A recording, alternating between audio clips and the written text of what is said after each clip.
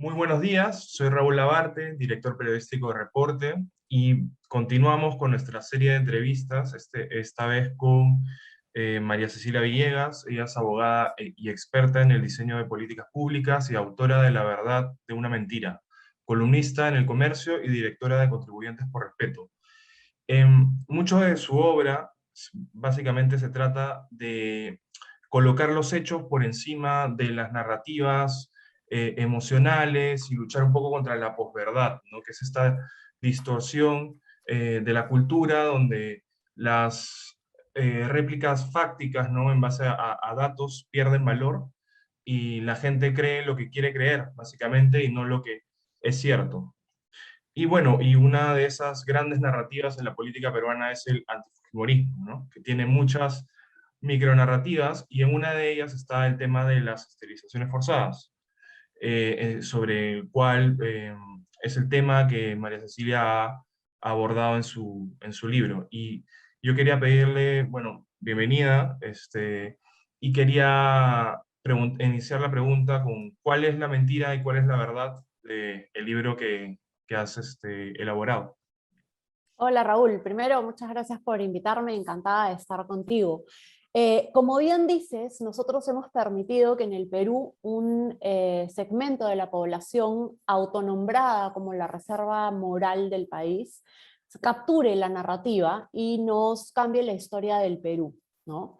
En el caso de La verdad de una mentira, que es el mito de las 300.000 esterilizaciones forzadas, lo que ocurre es que nos han querido contar que en el Perú se implementó una política pública de esterilización forzada y masiva de 300.000 mujeres, básicamente rurales, altoandinas, quechohablantes, ¿no? Donde llegaba un contingente militar o policial y a la fuerza las esterilizaba.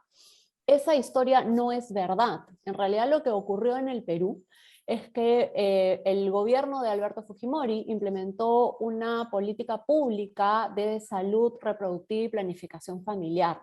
Y se hizo siguiendo los lineamientos de dos conferencias de Naciones Unidas, la de 1994 en el Cairo y la de 1995 sobre la mujer. De acuerdo con la teoría vigente en ese momento y que aún se mantiene, para poder escapar de las trampas de pobreza, las mujeres necesitamos poder controlar nuestra fertilidad. Eso no significa que alguien pueda obligarnos o que tenga derecho a decir cuántos hijos podemos tener, sino que nos permitan a nosotras y a nuestras parejas decidir libremente cuántos hijos queremos tener y cuándo tenerlos. Por eso el programa de salud reproductiva y planificación familiar lo que hacía era proveer de todos los métodos anticonceptivos que existían en el mercado en ese momento a las mujeres de manera gratuita. Recordemos que este programa se implementa entre 1996 y el año 2000. En ese momento lo que se buscaba era cerrar la brecha de acceso a servicios de salud sexual y reproductiva que existía en el Perú. De hecho, había una brecha muy grande, no solo en el acceso a métodos anticonceptivos, sino también en los indicadores de mortalidad materna, los indicadores de mortalidad infantil, porque no había suficiente acceso a servicios de salud reproductiva para las mujeres. De hecho, la población de Lima tenía una incidencia muchísimo menor en mortalidad materna que la que podía tener, por ejemplo, las poblaciones de Ayacucho. Nosotros sabemos bien que las mujeres de los segmentos más ricos de la población tienen acceso a servicios de salud porque pueden ir a las clínicas privadas y pueden pagar por ellos. Sin embargo, las mujeres de los segmentos más pobres del país no lo tienen. Uno, porque no tienen la posibilidad de pagar por esos servicios, pero además porque tampoco existen esos servicios o no existían en aquel entonces esos servicios en sus comunidades o cerca a sus centros poblados. Entonces este programa lo que busca es cerrar esa brecha, permitiendo que las mujeres sean realmente quienes tomen la decisión. Lo que ocurre es lo que suele ocurrir en un país como el Perú, que es altamente machista, donde los médicos deciden sobre el cuerpo de las mujeres. Y no lo hacen, y esto es bien importante, no lo hacen con la intención de dañar, sino lo hacen con la intención de ayudar a las mujeres. Está documentado desde los años 80 que cada vez que una mujer llegaba a un hospital o a una posta por un servicio, por un aborto incompleto o por una cesárea de emergencia, los médicos preguntaban ¿cuántos hijos tiene esta señora? Y a veces cuando tenían 8 hijos, 9 hijos, el médico decidía esterilizarla. No le consultaban y no le informaban posteriormente tampoco.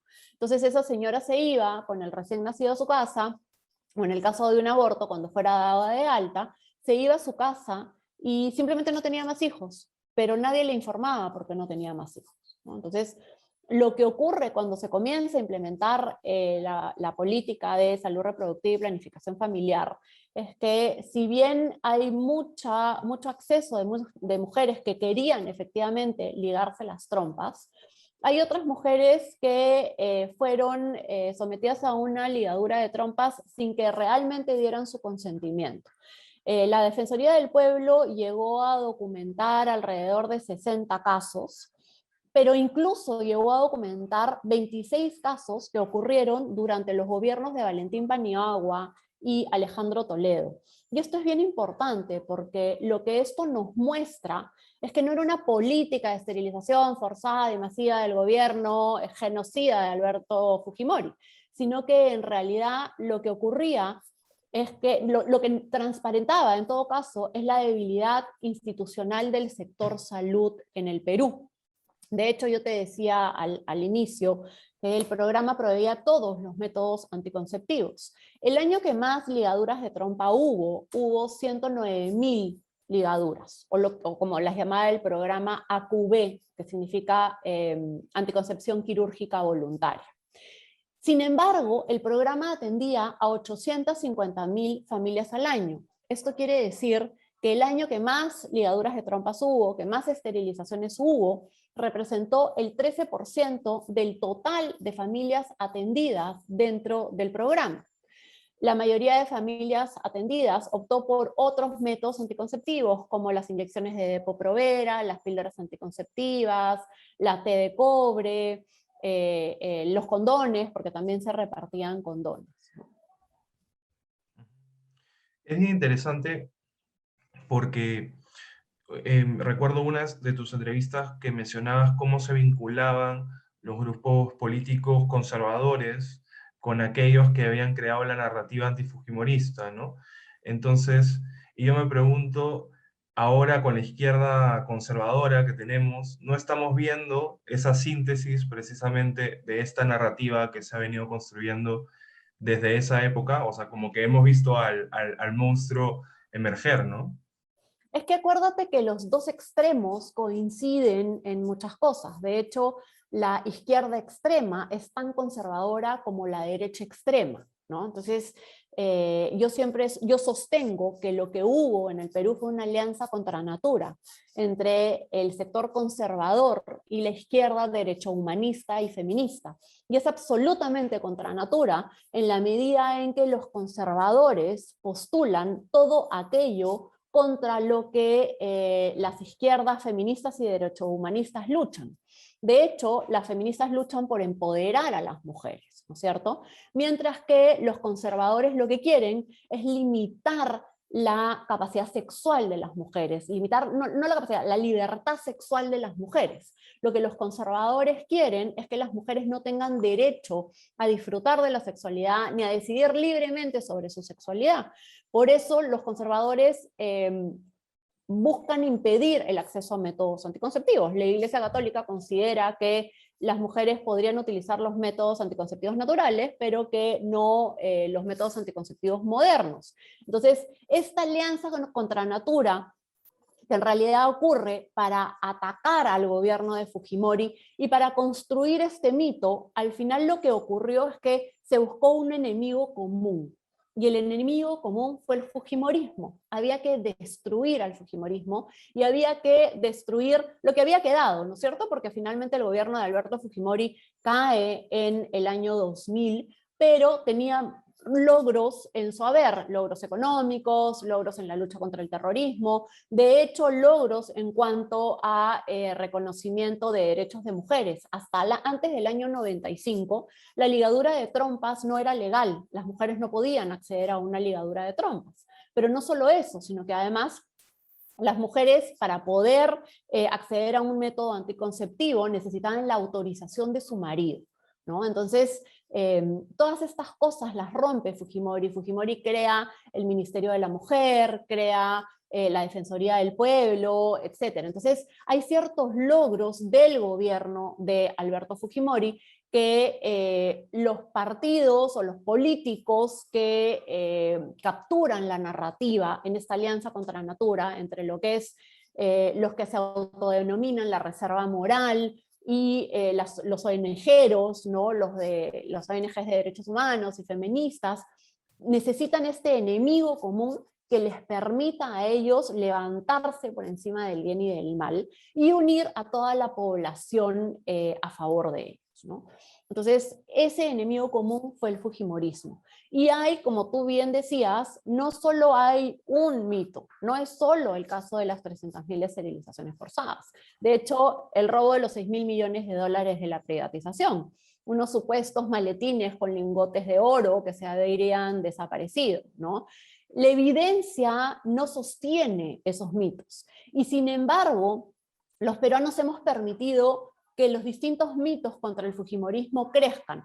Más allá, yo no estoy aquí para defender ninguno de los delitos cometidos por Fujimori, más allá de los delitos que se cometieron en el gobierno de Alberto Fujimori y de los errores en políticas públicas que pudieron haberse cometido también en el gobierno, sí es cierto que hay logros. La Constitución de 1993, toda la reforma económica son logros. La lucha contra el terrorismo, la inversión en infraestructura, todos los asentamientos de la periferia de las ciudades comenzaron a ser titulados, con lo cual esos pobladores se convirtieron en propietarios.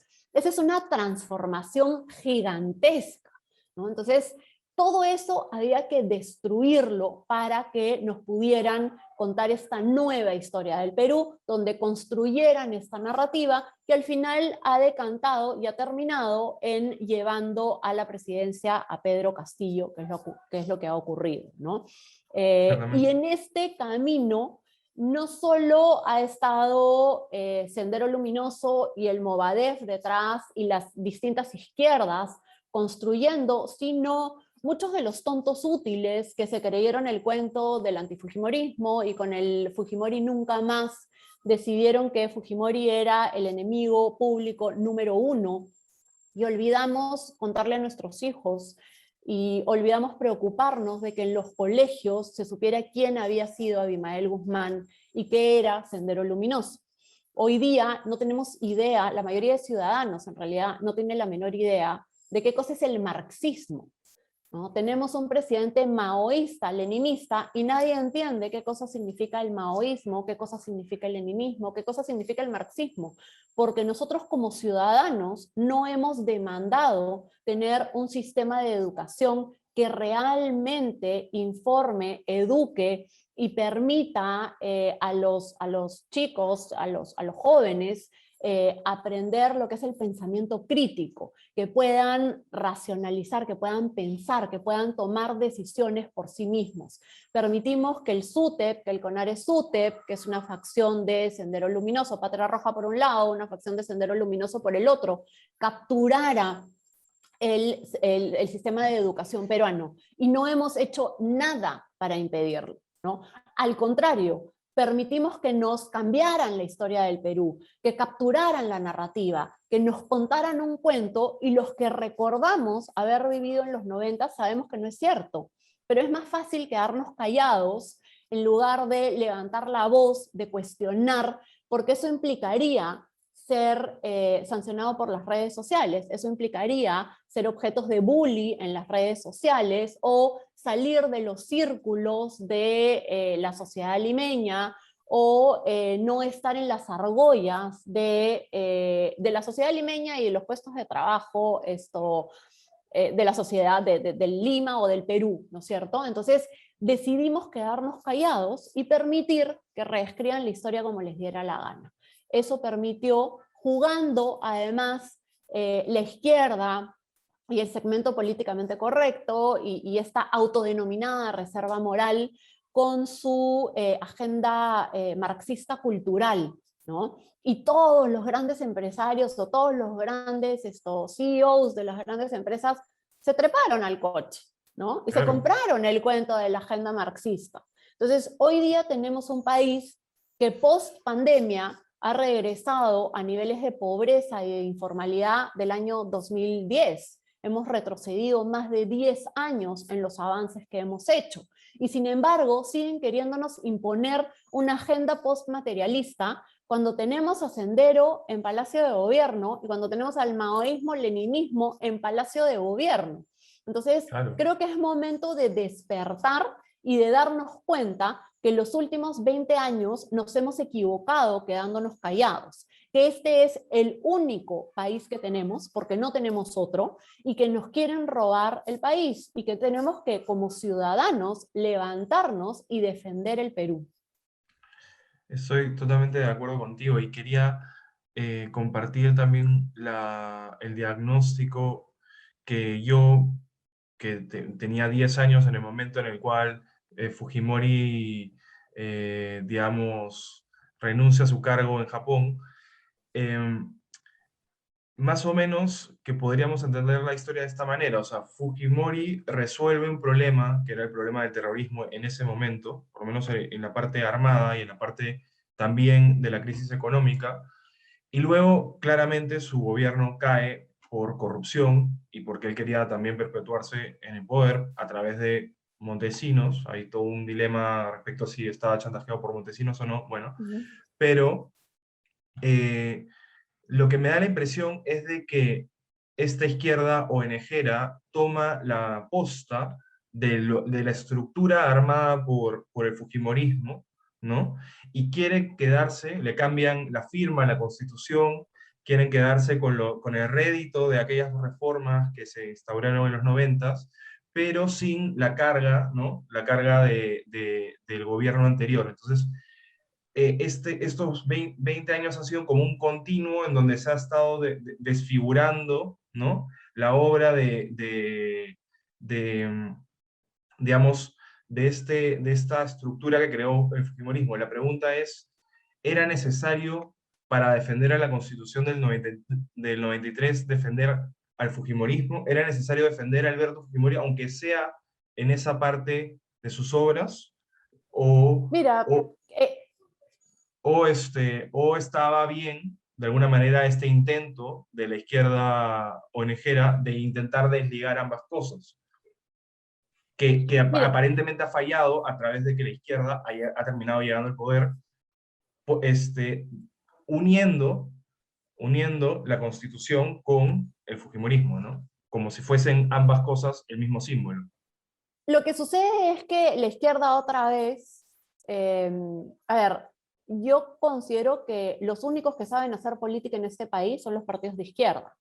En la derecha no hay partidos, hay vehículos para llegar al poder, no hay políticos en la derecha, ¿no? El último político que existía en este país se suicidó cuando la fiscalía fue a detenerlo, ¿no? No Claro. existen políticos, ¿no?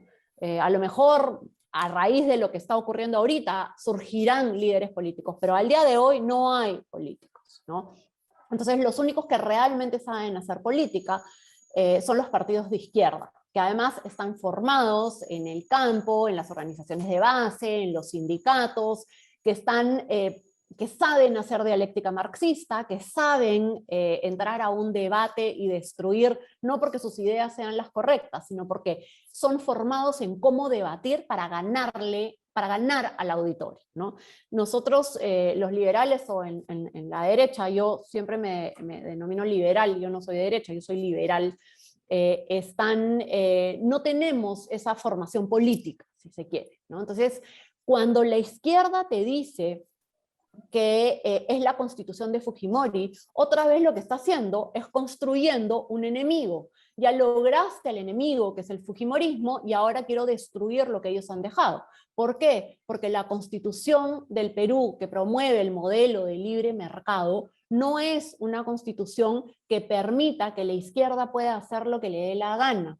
Ellos lo que necesitan es destruir esa constitución para ir a una asamblea constituyente y crear una constitución que limite las libertades de los ciudadanos, que otra vez nos cierre la economía y que vuelva al Estado empresario que ha quebrado siempre cuando se ha intentado imponer y que ha destruido las fuentes de riqueza de los países, ¿no? Entonces, la izquierda no da puntada sin hilo, ellos no están cuestionando y ellos no te están pidiendo que esa es la constitución de Fujimori de gratis, porque además recordemos que la constitución de 1993 no fue hecha a dedo por Fujimori, esa constitución fue hecha en un congreso democrático constituyente, un congreso constituyente democrático, ya no me acuerdo cuáles eran las siglas, el CCD si no me equivoco, Sí.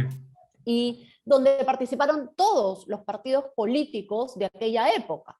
De hecho, ese Congreso Constituyente Democrático fue promovido por la Organización de Estados Americanos y fue negociado con la OEA luego del autogolpe del 5 de abril del 92. Fue la salida para el retorno del Perú a la democracia, ¿no? Entonces, constitución que además de ser aprobada por un Congreso Constituyente Democrático, que fue redactada por el CCD, luego es aprobada en referéndum por los ciudadanos peruanos, ¿no es cierto? Entonces, ¿por qué tendríamos que hablar de la constitución de Alberto Fujimori? Yo te diría que es la constitución que nos ha permitido luchar contra la pobreza, que nos ha permitido reducir la pobreza como la hemos reducido, generar la riqueza que hemos generado y poder lograr todo lo que hemos logrado en los últimos 28 años que tiene de vigencia esta Constitución.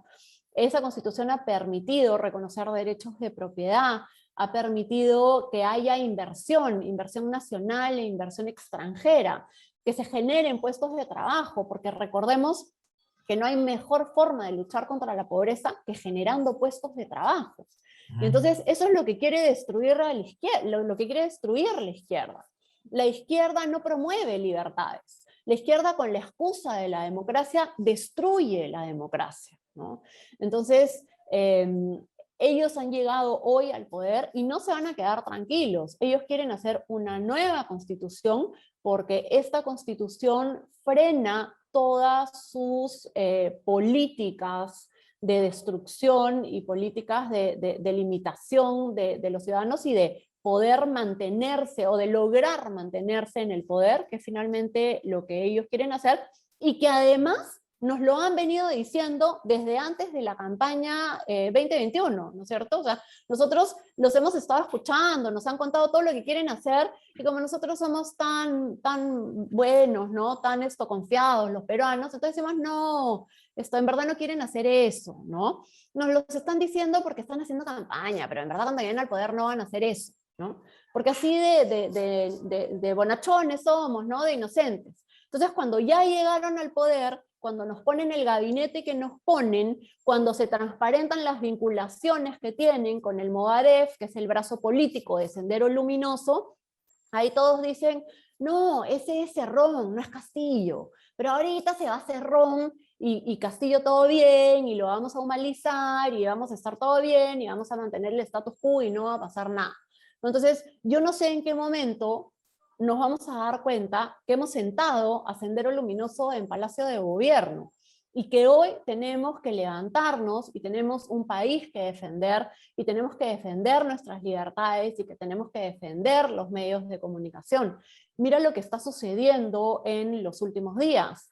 Los directores de los principales canales de televisión se reúnen en Palacio de Gobierno con el presidente y el presidente saca un tuit hablando de que han coordinado en la defensa de los medios, pero también en el derecho de cuál es la información que tiene que ser trasladada a los ciudadanos, ¿no? Y de pronto hay algunos periodistas, y el día de ayer hay un editorial del diario La República atacando a la Marina de Guerra del Perú, y luego el ex canciller Béjar sale atacando también a las Fuerzas Armadas del Perú. Entonces, ¿Qué es lo que está sucediendo hoy día?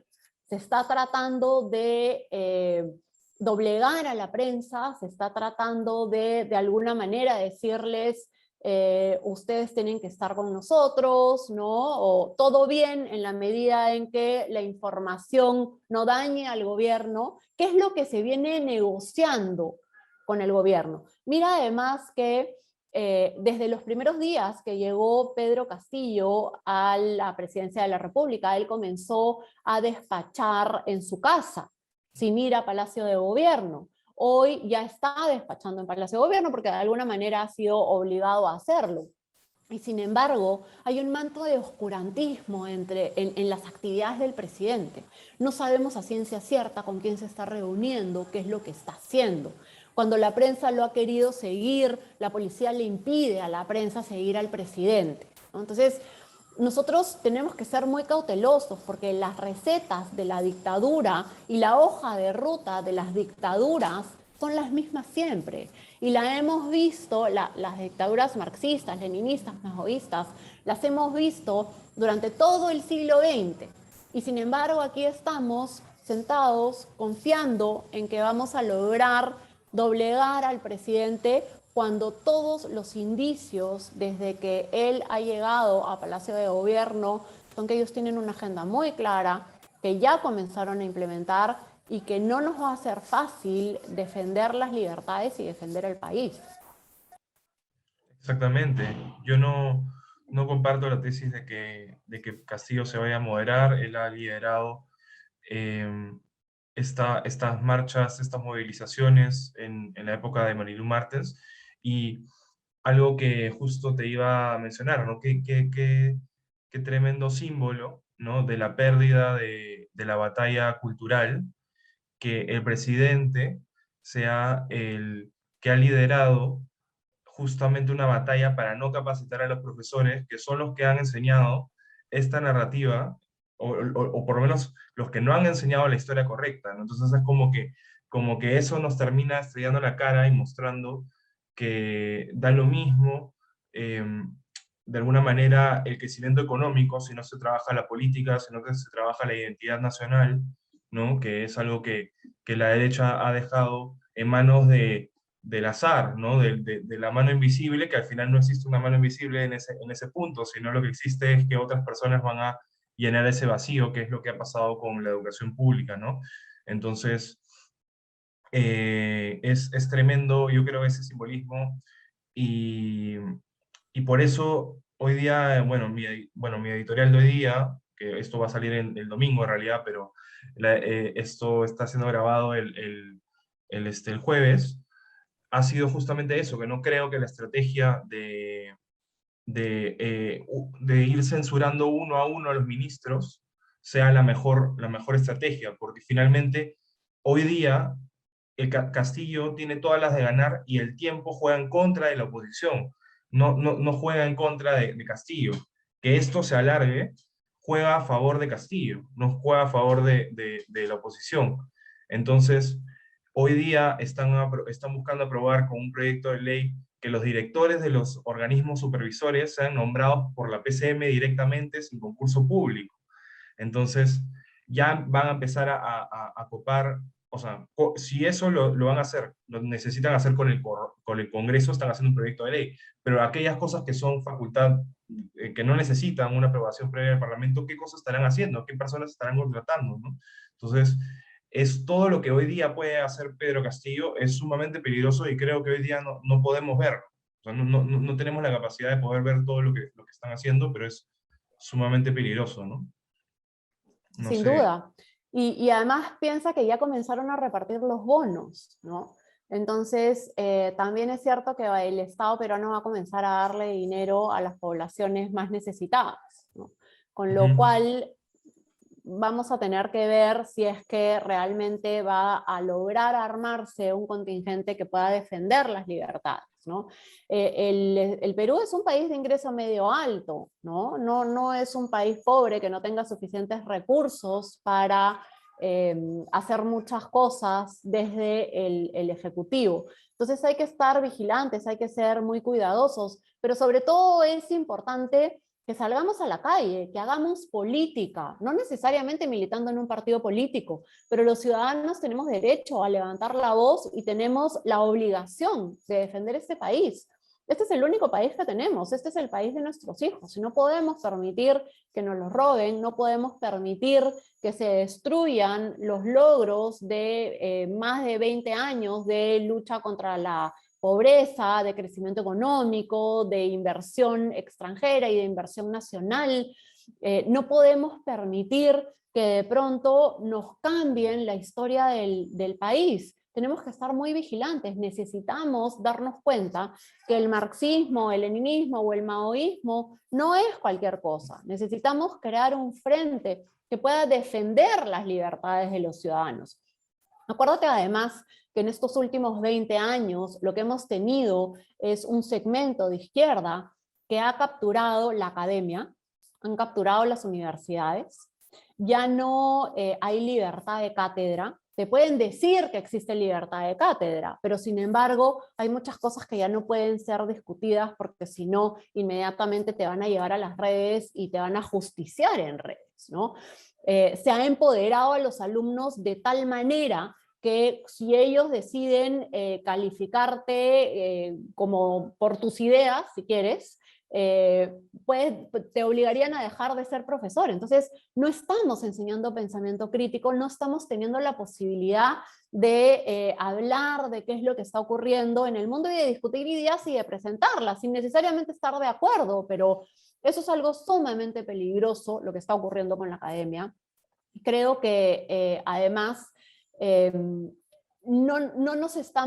nosotros necesitamos salir y defender las libertades. Este movimiento ha capturado además la fiscalía, ha capturado al poder judicial, se le han pasado capacitando jueces en sus ideologías, ¿no? Entonces, hoy en día, si tuvieras que llegar, incluso a aquellos jueces o fiscales que no necesariamente están de acuerdo con esas ideologías, muchas veces terminan aceptando la presión de los demás, ¿no es cierto?, por no ser ajusticiados mediáticamente. Entonces, eso es lo que viene ocurriendo en el Perú, querramos verlo o no, eso es lo que viene sucediendo. Y creo que es momento de ponerle un alto, es momento de armarnos de valor y de salir a redes, de salir a las calles y defender este país, de defender las libertades y decir, un ratito, esa no es la narrativa real. Lo que ustedes nos están contando no es la historia del Perú, ¿no? Entonces, lo que ocurría, mira, están replicando en 1984 de George Orwell, ¿no? O sea, cómo cambiamos la historia y de pronto algo que ocurrió en el pasado, que se presume no puede cambiar porque ya ocurrió, es rápidamente maquillado y tergiversado y de pronto la historia es totalmente distinta. Entonces, lo que termina sucediendo es lo que sucedía en las épocas del medioevo, cuando se destruían bibliotecas o cuando habían estos libros prohibidos, ¿no? Quememos los libros, o en las grandes dictaduras del siglo XX, hay que quemar los libros porque no podemos llegar con información, porque si llegamos con información y llegamos a los ciudadanos para que los ciudadanos piensen y puedan tomar sus decisiones, eso va a poner en riesgo esta narrativa construida o este régimen totalitario que nos están queriendo imponer. Entonces, en la medida en que nosotros podamos acceder a información, y por eso es que los medios de comunicación son tan importantes, necesitamos acceder a información, necesitamos saber qué es lo que está ocurriendo, necesitamos además conocer qué es lo que dice la Constitución Política del 93. Yo te afirmo que la mayoría de peruanos no han leído ni siquiera el capítulo 1 de la Constitución, no tienen ni idea que existe dentro de la Constitución Política una Constitución económica, y no saben qué cosa dice, ¿no? Entonces, necesitamos defender las instituciones precarias que tenemos, porque lo contrario va a ser ir camino a ser una Venezuela, ir camino a ser Nicaragua, ir camino a ser Cuba. Y yo creo que somos varios los peruanos que no estamos dispuestos y que vamos a quedarnos en el Perú y que vamos a dar la batalla para recuperar nuestro país. Estoy completamente de acuerdo contigo, María Cecilia, y además en eso consiste el maoísmo, ¿no? Hay que recordar que eso es lo que hicieron con la Revolución Cultural China, con la historia de la China que tan querida por lo menos para mí, que me gusta la historia, esa China antigua fue destruida por el maoísmo, justamente, ¿no? Con la idea de crear una nueva cultura, una nueva sociedad, que fue lo que hizo Mao, ¿no? Y es tan importante por eso, bueno, iniciativas como el reporte, en donde ustedes pueden encontrar distintas opiniones y distintas versiones de los hechos, y donde siempre vamos a tener una entrevista todos los domingos. Disculpen la iluminación, que parezco iluminado. Y, y bueno, muchas gracias por participar, María Cecilia, y siempre vas a estar invitada en el reporte para próximas entrevistas. Muchas gracias a ti, Raúl, por la oportunidad. Encantada de estar aquí. Gracias a todos. Buen domingo.